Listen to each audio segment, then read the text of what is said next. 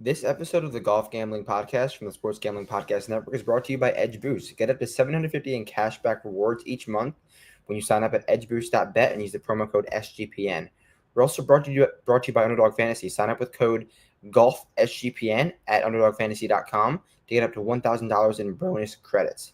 Hello, friends. Augusta is right around the corner, and SGPN is back with Splash Sports for a big contest. Sign up today. $30K in prizes and only a $25 entry fee. Get in today, splashsports.com/SGPN, splashsports.com/SGPN. Okay, we are live and we are here to talk about the Masters. We're here to talk about Masters specifically in DFS. Head over to the Gambling Podcast SGPN, the main show with Sean, Ryan, and Dom. They also went through some bets, some other Masters talk. I had a crazy day of travel yesterday. I was actually at Augusta for a few hours before they called it. So I'll give you a little bit of, if I'm being honest, I did not see many golfers because I was out there so early and no one was playing because the weather was so bad.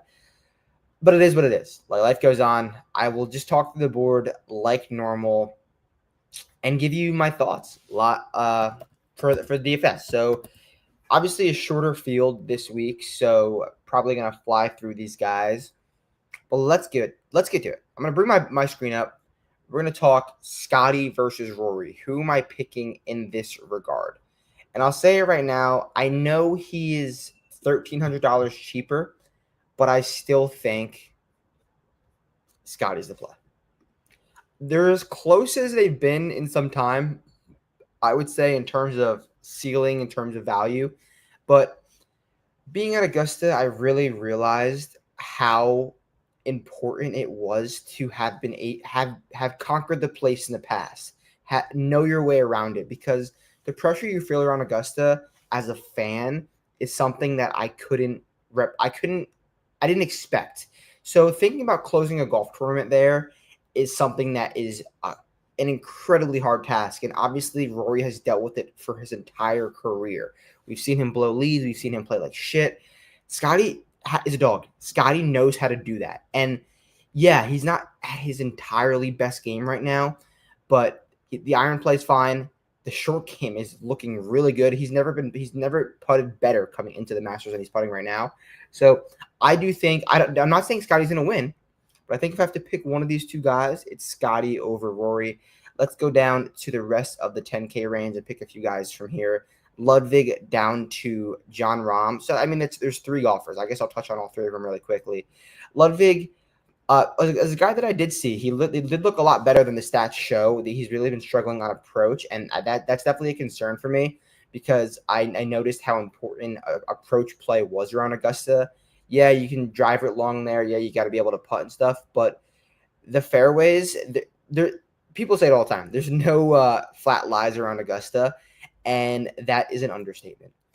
If you're not hitting the center of the club face with your iron shots and controlling the spin into greens, pack your bags, leave Butler Cabin, leave wherever you're staying, and just go somewhere else. Because if you're hitting low spin shots that are just bounding through the greens into spots that you don't want them, you're going to be in trouble.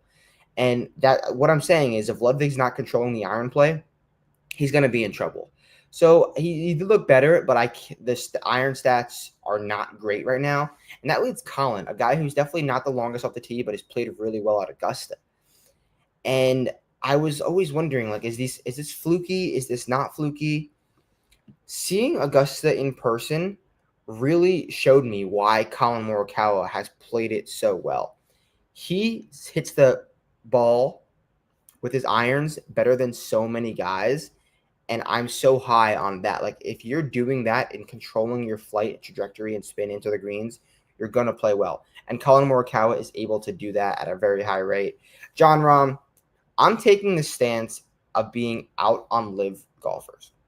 So let me walk you through this right now, especially in DFS.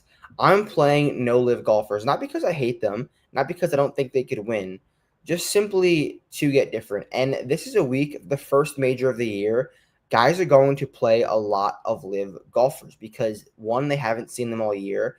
Two, they miss these guys. They want to click them. Three, that they think they have a good chance. Bryson, Rory, Rory might be a live golfer. Bryson, Rahm, Brooks, Sergio's going to be popular, but I'm fading them all. Is there a world where none of them finishes inside the top 10? Yes. And if you're fading all of them, you're going to be that much different and make your lineups unique and hopefully cash them. So I'm fading the live guys. I don't hate them, but I'm just getting different like I do more times than not. All right, 9K range, Bryson down to Jordan. I just gave my Bryson take. Xander is another guy I'm fading. He's been outwardly spoken to not being all the way there. He talked about how if he did get into the mix, he would be able to figure it out, but that's if he gets into the mix.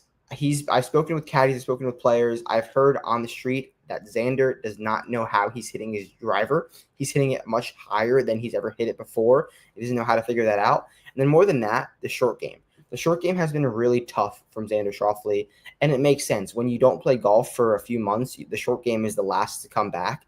So I'm fading Xander at 97, obviously fading Bryson up top. That leaves JT, Hideki, Brooks, Wacko, Vic, Tommy, Jordan. Brooks and Wacko, out on them. That leaves JT and Decky. I really like this middle of the 9K range, JT and Decky, for a few reasons. JT is coming into this week in some of the best approach form he's brought into a Masters. Now, that's not a hot take. JT's obviously a good iron player. No one's going to say that he's not. But I will say, there's going to be ownership up at the top of the 9K range. There's going to be ownership towards the bottom. JT could garner some, but this Decky and JT range is going to be a little bit forgotten, especially Hideki. Everyone's going to go to the top. Hideki's been playing like shit, and they're going to go to these live guys. And a forgotten Hideki Matsuyama is a dangerous man. When no one's talking about him, he wins. When he's really trendy, he plays like shit, and no one's talking about him. I will say, from what I've seen the last few weeks out there, Hideki has not looked good. But when he gets really under the radar, I think he is a good click. So Hideki at 95, JT at 96. Two of my favorite plays in the middle of this 9K range. And in the bottom of this 9K range, as much as I hate it, I would play Tommy Fleetwood. I would play him in DFS. I wouldn't bet him. But because the back door is just so open, that's it. I think he backdoors a T9 pretty easy. That's what Tommy Fleetwood does. And at 9K, 9,100, that will definitely do you right. Okay, let's talk about this 8K range really quickly. Want to talk to you about Edge Boost. We are brought to you by Edge Boost, as we are always, and you could sign up at edgeboost.bet and get a $750 per month in cash back rewards for using your card. The best part is that there's no credit checks, and it's completely free. Do yourself and SGPN a favor. Sign up today at edgeboost.bet, promo code SGPN. And finally, MyBookie, brought to you by mybookie.ag. MyBookie is your place to bet on every sport, including the Masters. Props for every single game. MyBookie accepts customers from a ton of locations. Easy deposit and lightning fast payouts using crypto. Head to mybookie.ag, promo code SGPN, or promo code GOLF SGPN for a 100% deposit match up to $1,000. MyBookie.ag, promo code GOLF SGPN. Okay, let's touch on this 8K range. We got a few names at the top that I think are interesting. Shane Lowry, Patrick Cantlay. All right, these two, what Patrick Cantlay did last week was one of the funniest things I've maybe ever seen. He striped the ball harder than anyone's ever striped and just missed every single 3-foot putt. Now, I will say, I don't expect him to bounce back and putt the lights out this week. But I will say Patrick Cantlay is hitting the ball pretty well. So in that regard, in the 8K range, I think there's worse plays to be made. But I don't know how much I'll get to because I really like the guy at the top, Shane Lowry. I touched on earlier how important I believe approach play will be this week.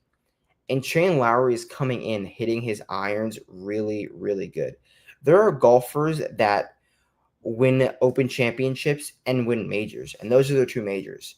Could Shane Lowry be that guy? Would anyone be that surprised if Shane Lowry was that guy? I really don't think so. He's having a great 2025, and this is a great price, $8,800. I think Shane Lowry's confident. I think Shane Lowry's ready to take that next step in his career. So Shane Lowry, 88, good play. All right, down to the middle of the 8K range, I'm definitely fading Minwoo Lee because he's going to be chalky. And I don't, like I said, the iron play is really, really important. I don't see Minwoo Lee having that iron play. Yeah, he could drive it anywhere. Russell Henley, 84, a guy that I love. Russell Henley is a guy who will play within himself. He won't ever try to do too much. If he does get into trouble, he'll chip out, he'll make a bogey. He's not going to take on the ultra risk shot and eject his week. And also, Russell Henley, you win at Bay Hill. You have a top 5 at Augusta. You have other top 5s this season. The writing's on the wall for him to play well. Like, it's so obvious with Russell Henley. I really like him. Another guy I really like is Will Zalatoris. Will Zalatoris, he's a guy that I've seen all year on tour, being out there in person, looking so good and looking better by the week. And he hasn't popped yet, but that means he's due. But he hasn't been playing horrible. He's been steadily bubbling and steadily playing well. He's got great course history here. These are the tracks where you want Willie Z on, and I think it's a great price, 83 or 84. Sorry, 83. Cam Smith, very unserious. The bottom of this 8K range. If I had to pick some of these guys, it would be Bob Mack, but he's going to be a little chalky. I'd pivot up to Akshay. I love Akshay, a little flop lag after last week. 2 lefties towards the bottom that I think can make you some hay. But I think ownership-wise in DFS, I'm going with Akshay. The approach play has been bad, but he hit his irons really well here last year. And we know at the core, Akshay is a good ball striker. So I am down for him. Okay, 7K range. My favorite play in the 7K range is going to be the Chalkman Corey Connors or Wyndham Clark, 77. If I had to pick one, it would probably be Wyndham because he's cheaper, one, and I think it will be less owned. But remember last year, Wyndham came into this event and he was super popular. First Masters, he was like 40 to 1 in the betting markets. And then he missed the cut, did not play well. Now he's coming in off of 3 straight weeks gaining on approach, which is Wyndham's X factor, which is what you're looking for from Wyndham. So I think he's going to be in for a much better week this week than he was last year. I think he's a great play in all markets. Middle, I like Jason Day. Jason Day's been showing some good signs, very, very well-rounded. But even more, I love Sepp Straka. I worry that he's going to be a little bit chalky, but Sepp Straka has been doing nothing but stripe the irons. I talked about how important that is. And I think he's a guy who's going to take the next step. Like, this is going to be a crazy comparison, but think back to last year. Xander was a winner on tour, but he wasn't a dog. He wasn't a top level. He was like a second-tier player. I would say like I don't know if I want to make him an A+ or a B+ player, but he was in that middle of not all the way there, not all the way elite, but good. Now, Sepp isn't quite there at this point in his career, but he's probably a B+ tier player. He got a win earlier in the season. He's a Ryder Cupper. I think he takes that next step, kind of like Xander did last year. Maybe wins a major. He's mixed in majors before. He's played well on the big stage, and I think Sepp could be that guy, truthfully. All right, let's talk about the bottom of the 7K range. No one's going to play Tom Kim. I worry about Tom Kim, but pure ownership and ceiling, I like him. This range is really poor, in my opinion. My favorite 2 plays are Maverick McNeely and Daniel Berger. Maverick has a lot of motivation this week. Maverick knows that like a strong top 10 can get him into or lock him into the Ryder Cup or get him really close to the Ryder Cup. Like a hard mix top 10. He's doing everything well. He's ball striking as best as he's ball struck his entire career this year. And the short game is obviously high ceiling, but also high variant. My worry with Maverick is that it's his first trip to Augusta, and his brother's on the bag calling the shots. His little brother, who I don't really trust under the gun in this big moment. But I do like Maverick and Daniel Berger. Daniel Berger at $7,100 is just doing everything well. He's playing some really consistent golf. And the Chalk Berger let you down in Texas. Buy him back at a great price here. So Daniel Berger, Maverick are my guys at the bottom of this 7K range. Let's talk about a few names in the 6K range that I want to note. I'm expecting JJ Spawn to be not really chalky, but a chalky guy in the 6K range. But what he's doing is striping the irons, and that will not do you wrong. I really think that he's going to play well. Nikolai and Rasmus, I don't want to sell you on them again because they're tough, but if you keep just betting them, playing them, one of them is going to finish inside the top 10, and it's going to make you a lot of money. I would avoid Phil Mickelson. He's going to be really chalky. Go to a guy like Laurie Cantor, a name you might not know, but he's a European English DP World Tour ball striker who really hits it well. Chris Kirk and Christian Bezadenhu and Lucas Glover. I kind of really like this range. It's 3 guys who play similar games. I think one of this Bez, Kirk, Glover group will T10. So if you're running 150 lineups, sprinkle them all. Glover is striping so hard. He's got multiple top 10s. Bez can get hot with the short game. And Chris Kirk is a very balanced guy who knows his game like Russell Henley. So I like these 3. And then towards the bottom of this 6K range, I really like Nico Echeverria, Tom Hoge. Nico Etch is a guy who, you get him a clean lie in the fairway, he will stripe his irons. That's what he does best. So I'm definitely down for him. And Tom Hoge's in some really nice approach form, which will help. And then the bottom, you want one more dart throw. It's Tristan Lawrence. This is not a guy who's playing good golf by any means, but he's popped in a major before, and Augusta kind of rewards his game. He's really long off the tee and can get hot with the long and middle iron. So that's the Masters DFS preview. Any questions, you know where to find me. And let's have a great week. Let's keep cashing. And let's go, JT. Let's do it.